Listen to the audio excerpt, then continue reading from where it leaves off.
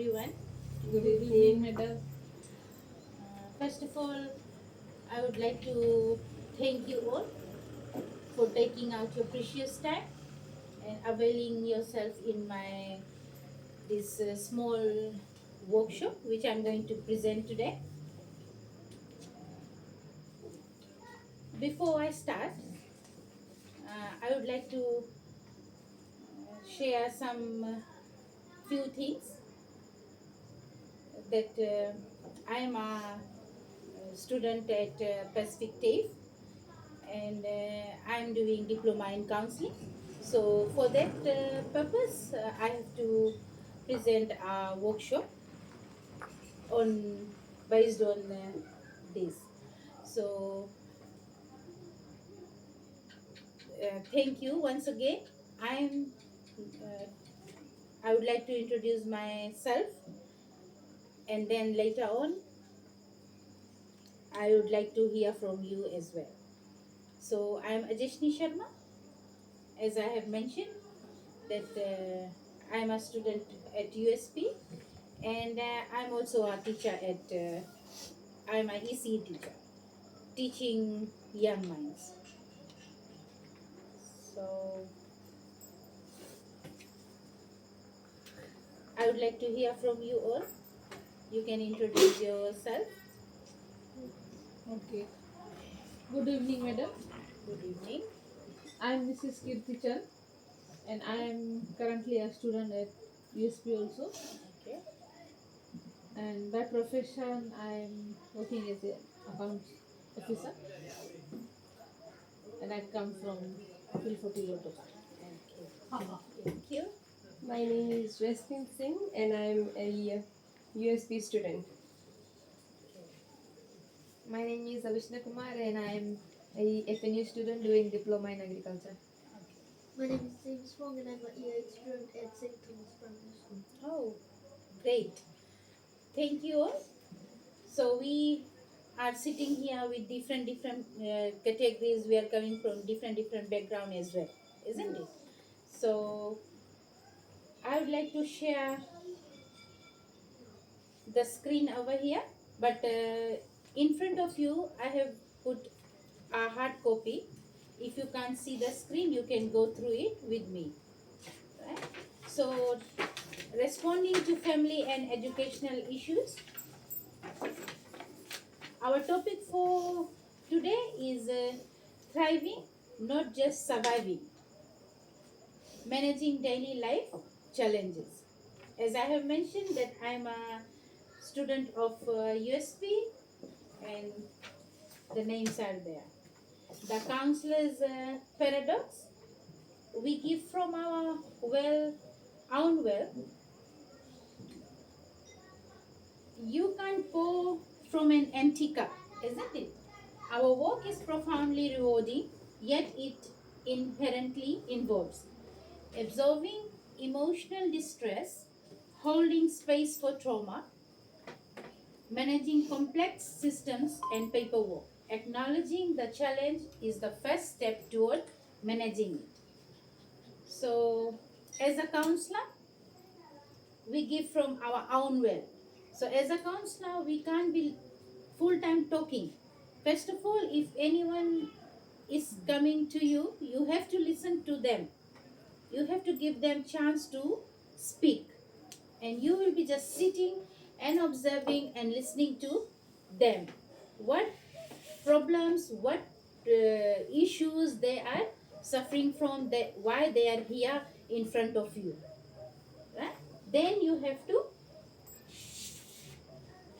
share your views after listening to what are they suffering from, what are they going through. Next slide. Recognizing the signs. Am I at risk? Right? So the risk sign you have to recognize. Listen to your own alarms. Right? Own alarms means you have to listen to your own heart, own minds. What are you going through? Are you right or wrong? Are you at risk at the moment? What are you doing? Are you doing it right? emotional, irritability, cynicism, and emotional numbness. Also, we have anxieties. When we get fear of something, we always have anxiety in us, right? Because when every time if one thing is repeating in your life, right, either it's physical or emotional, then you will be having fear, and then the anxiety will start from there. Because, for example, I can share, if one person is in front of you and you have a trust and everything in a friendship, if you at times you say right to them, that time again that person starts to say words to you. And even if you say wrong thing, again that person starts to say word to you. So what you will think? You will start to collect everything inside, and you don't want to speak. You don't want to share with them. And that's where your anxiety starts. Anxiety starts with short breath. Your short breath starts that time because you are keep on thinking, your mind is thinking, there's one person I always share that with that person. But when I share things with that person starts to tell that you are wrong. And whenever I'm right, again that person said that no, you are wrong. So for that, either you are right or wrong, you keep on listening from that person. So the anxiety starts there because you don't want to share. Right? At times they starts to follow the wrong step as well. In physical, chronic fatigue, sleep issues. The sleep issues is there because that thing is in your mind and you can't sleep. So true. Yeah, you won't be able to sleep, right? You won't be able to sleep. There is no peace in your mind. That's where you can't sleep. And the frequent of illness and the tension of a headache. Some of their when the tension is there, some people on their face it won't show, but some people there will be 100% showing on their face that that person is going through some kind of tension or some kind of sickness or something is there in the mind. So behavioral withdrawing from others, procrastination, increased errors, substance use as well, cognitive difficulty concentrating, and forgetfulness,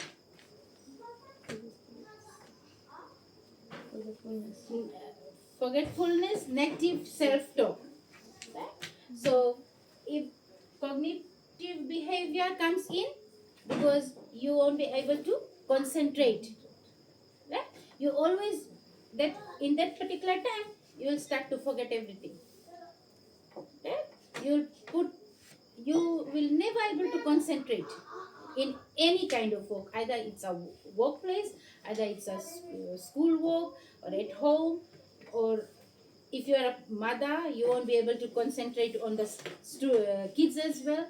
You don't feel like talking to anyone on that particular moment. Foundational practice is the first one, the ruthless self-care. It's not selfish, it's your ethical duty. Self-care is non-negotiable professional practice, not a luxury.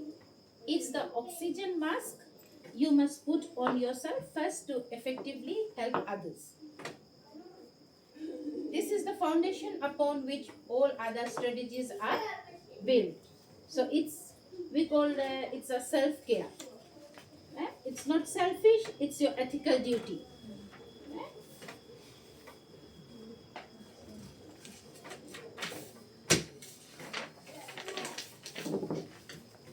Are you getting my presentation, what I'm explaining?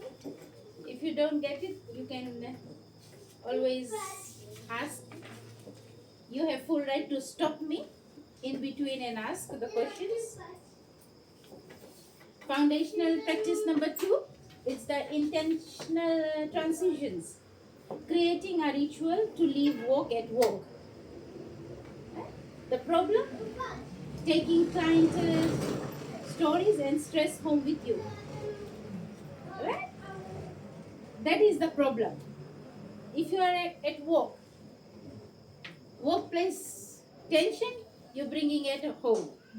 And at times, home tension you're taking it on the workplace. If you are a school teacher, will you able to take your home stress in the school? You will you able to mix your personal with your professional? No. Who are going to affect by that? The children will be affected by that. Because at times you can raise hand with the children, and that's where you can lose your job as well. Right? So don't try to mix your personal with your professional, right? Or your professional with your personal. Because if you bring your professional into your personal as well, there can be a conflict in between your the husband and wife and the children as well. That's where sometimes husband and wife don't prefer to work under one field, because for 24/7 there is a professional coming in. The solution: 5 to 15 minute ritual to symbolically end your clinical day. Examples: reviewing notes and mentally filing each session, a specific playlist for the commute home, changing out of work clothes, taking a few deep breaths and stating, "My work day is now complete."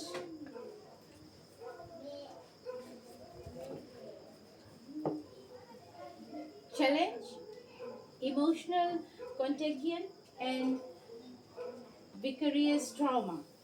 So this slide is about trauma, protecting your inner world. Right? So how are you going to protect your inner world? That's the strategy: containment. Visualize placing difficult emotions in a container for now. So you have to visualize that what are you going through. You have to visualize that, right? So that you can move on. And I know if there is something, if for example if there is a loss in a family, death in a family, if you have lost your someone loved one, I know there will be something in your heart. You will be love to There will be love towards that person every time. But on the other hand, you can't be sitting. You can't leave everything and sit, because you have to move on. There will be families around, there will be a couple, you have to move on. So keeping that in mind, that I have to move on for him or her, the one you have lost. Strategy grounding: use the 5 4 3 2 1 technique to reconnect with the present moment. Strategy: peer consultation. Process vicarious trauma with trusted colleagues. Don't hold it alone. At times this is the main common one. This is the main common, because sometimes there is lot of there's a plenty things we need to share. We want to share with someone, but you are thinking whether that person is a trusted one, whether that person whom I'm sharing, is him or her is going to keep my conversation within himself or herself, or are she going to take everything from me and she's going to pass it around. So that time you have to judge a person. You have to be that with that person. Whether you can start with a small thing. Just start with a small thing, and you just see that thing coming back to you or not. It will definitely come back to you if that person is not a trustworthy person, right? So you start with a small thing. If that thing doesn't come back to you, then you can realize that, oh yes. Then if you will be able to share each and everything, your your brain will be without sharing, there will be full of thing inside you. But once you share, there you will feel relief at times. Okay. The weight of responsibility, holding hope, not carrying the burden. Right? Remember, the client is the author of their life. You are a supportive guide. So, I am a counselor. Right? For example, I am a counselor. Someone has come to me. I am going to only support that person. Right? At times when that person comes in, he or she needs someone whom they can share with. At times they share, they will be feeling relief. So I, as a counselor, have to listen to that person first. What is their situation? And then try to support him or her instead of always say that, yes, I'm here to support you. You can do it. I can always help you. Instead of saying, no, I can't do it. I won't be able to help you. That's your own problem. You solve it yourself. If you say that person will be get disheartened, and that in return that person will think that, oh, I became a burden on that person. I'm sharing each and everything to that person, and feels like that I'm a burden to that person. Practice differentiating your responsibility to the client from responsibility for the client. Right? So differentiate between 2 and 4. Reframe, I provided my best support today. The outcome is not solely mine. Right? So you can say that I have given my full support to you, but it's entirely depend on you, how you are taking it. Because I'm always here, you are not alone. Right? Challenge, compassion, fatigue, and burnout.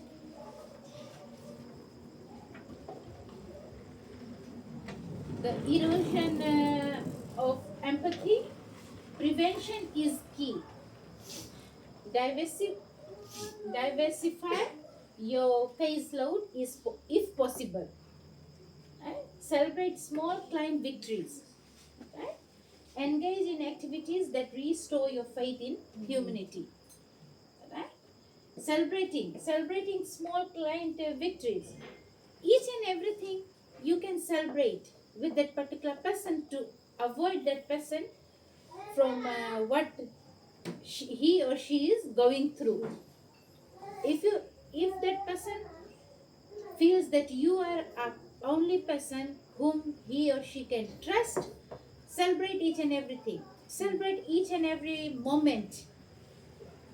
Right? It's not that you have to waste money on that. Celebrating means you can sit with that person. Time. That person might be looking for your time only. Right? Your patience, your time is very important. It's not that you don't have money and then you can't go to that person. Right? So if you two are both together, that is more important. Right? That carries weight. Because both are happy for that moment. At least they share, talk. Right? Engage in activities that restore your faith in humanity. Intervention. If you are here, it's time for a deeper assessment and potentially a leave of absence or therapy. Right?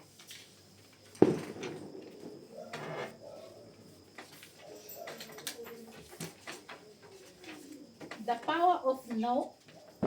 and healthy boundaries. Guarding your time and energy. This is the power of saying no. And also you can create a healthy boundaries. Right? Guarding your time and energy at work. Learn to manage your schedule. Avoid consistently overbooking. With clients, maintain clear professional boundaries, time, contact, and role. So you have to maintain your professional boundaries with the clients, right? If you are a female and a male client comes in, after 3-4 sessions, you don't think negative towards that client, right? You don't try to think negative towards that client and that you had an affair with that client. That is wrong because you are not feeling professional. Your boundaries are not safe because that person, that you are creating a bad impact. In personal life, it's okay to decline social events when you need quiet time. You don't have to be the therapist friend, right?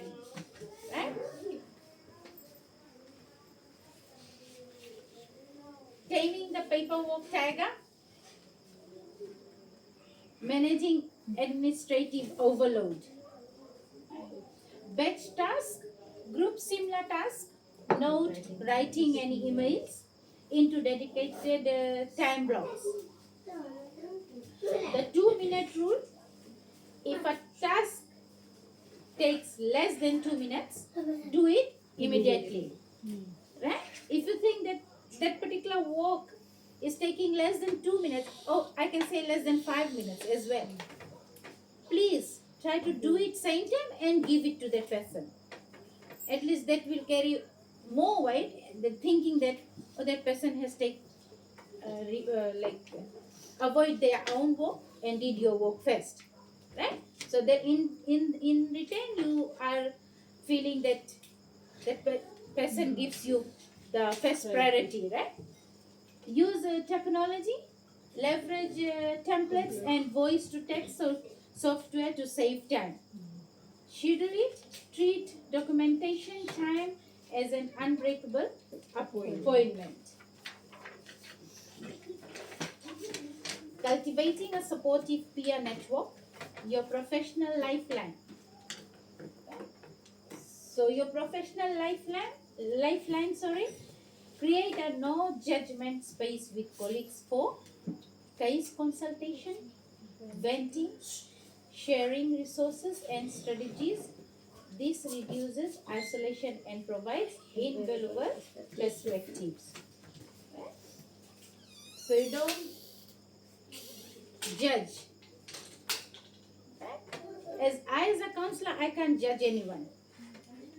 Right? Even you are, if for example you comes as a client, you can't judge me and you can't compare me with any other counselor as well, because my ways of talking, my ways of thinking, my ways of advising is different from that another person, because we all are human beings. Right?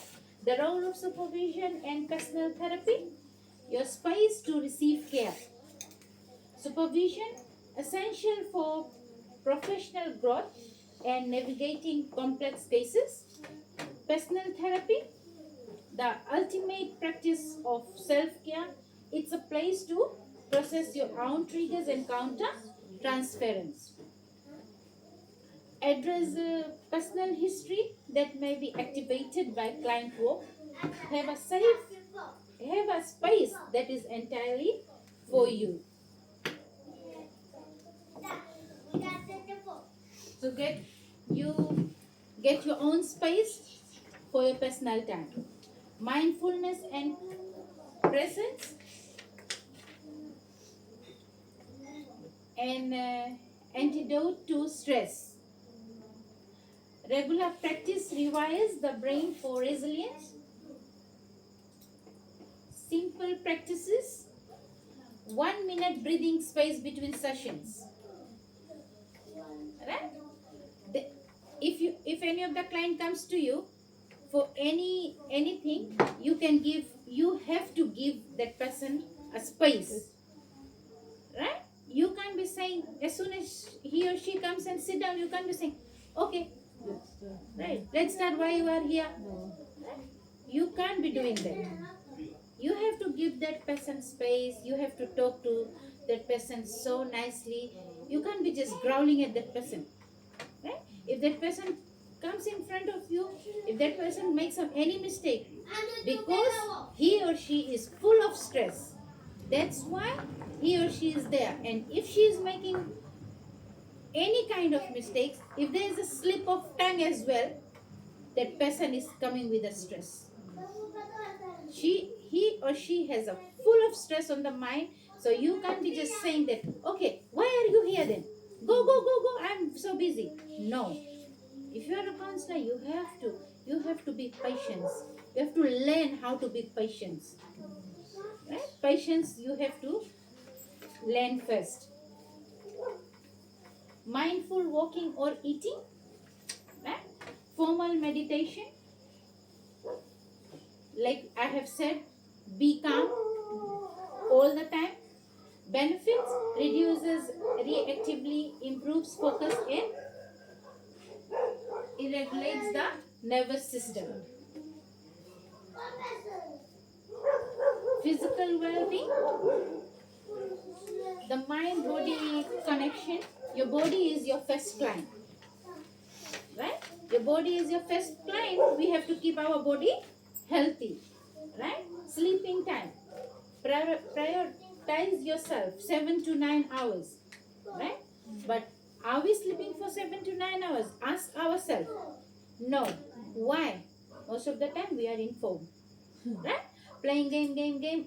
Phone is playing, you are sleeping, right?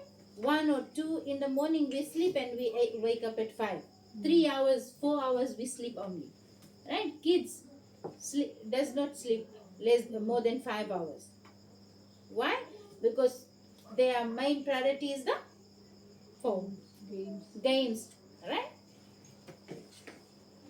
It's foundational for emotional regulation, right? Nutrition, fuel your body with food that provides sustained energy.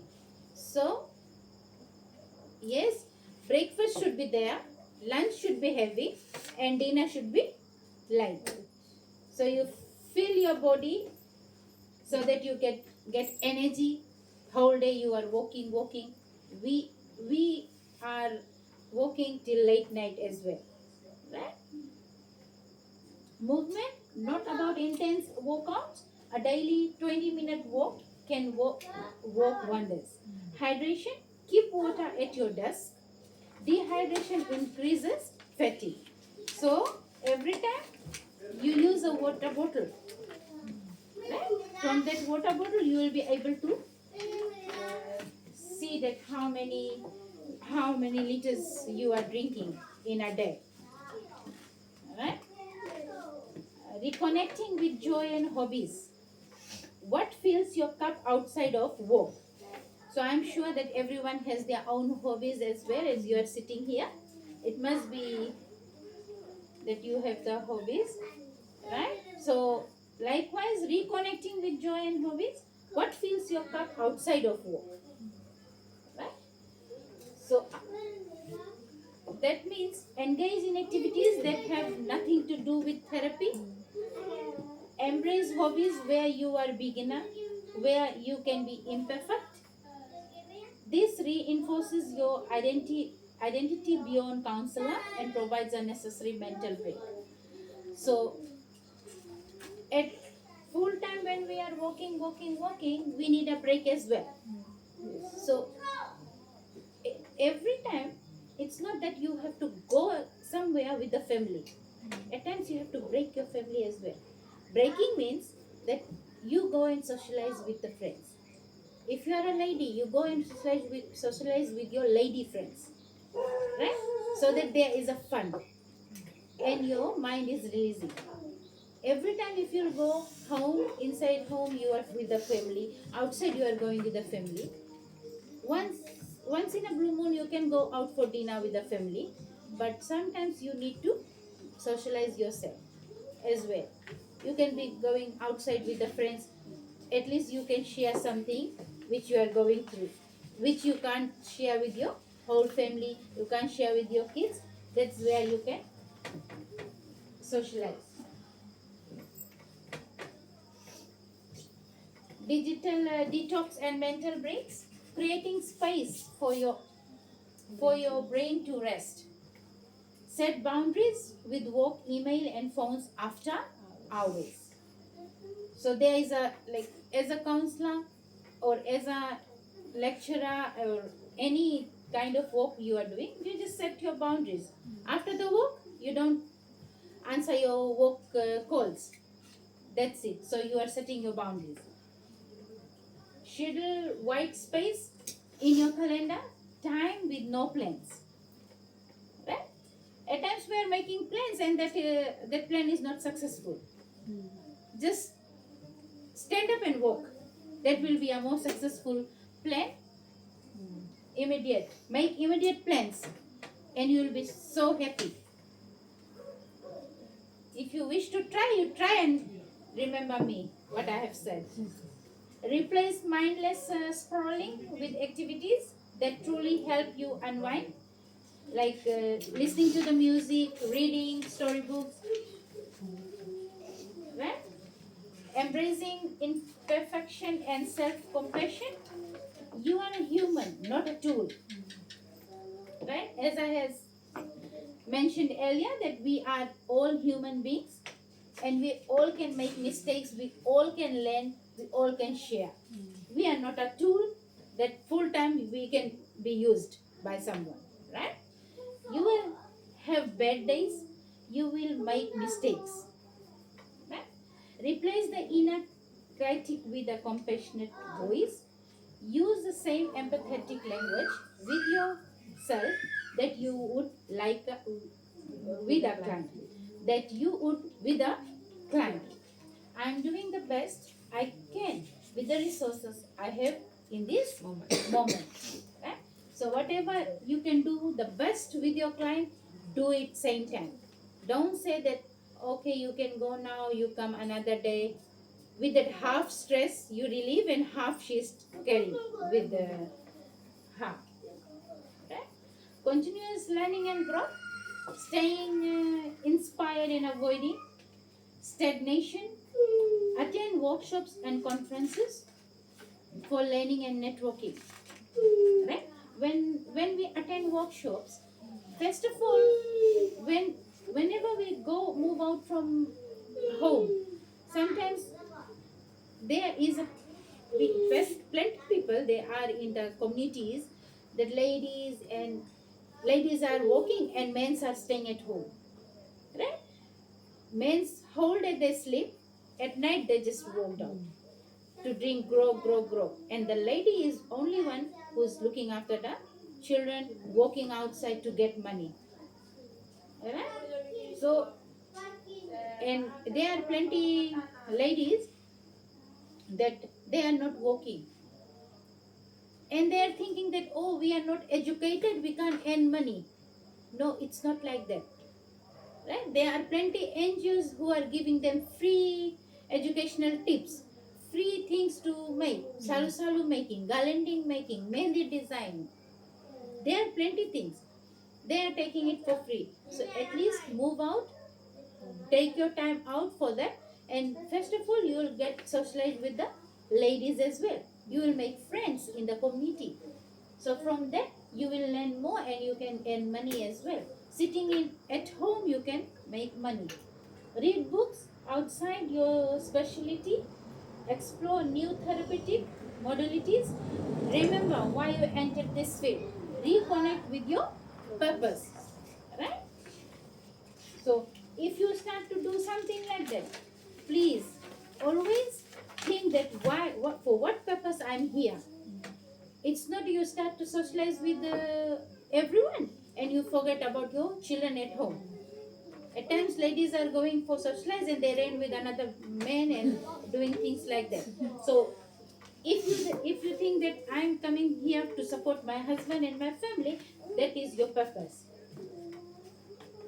Creating a personal sustainability plan, your action plan. Based on this presentation, right? Identify 1 to 2 things you will start doing. Right? One thing you will stop doing. Right? Or you will take time for doing it less. One resource you will seek out. Example, find a therapist, join a peer group. So these are the things from this presentation. Conclusion and final thought. Right?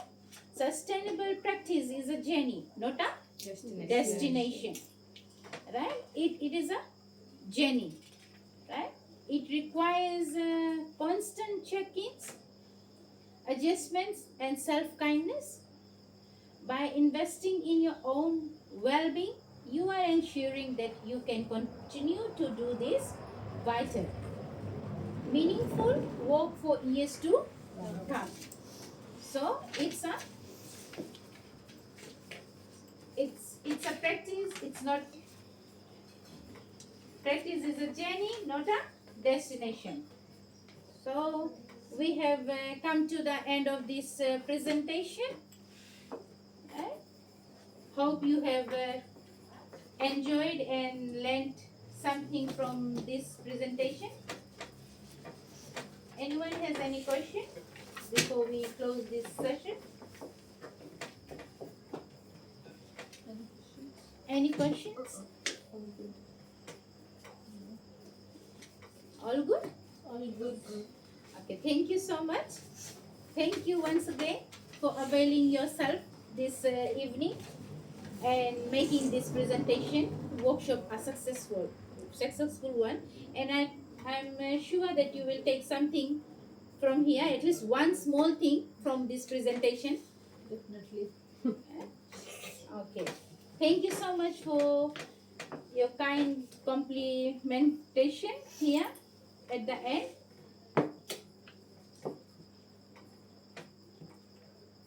Thank you so much. Thank you.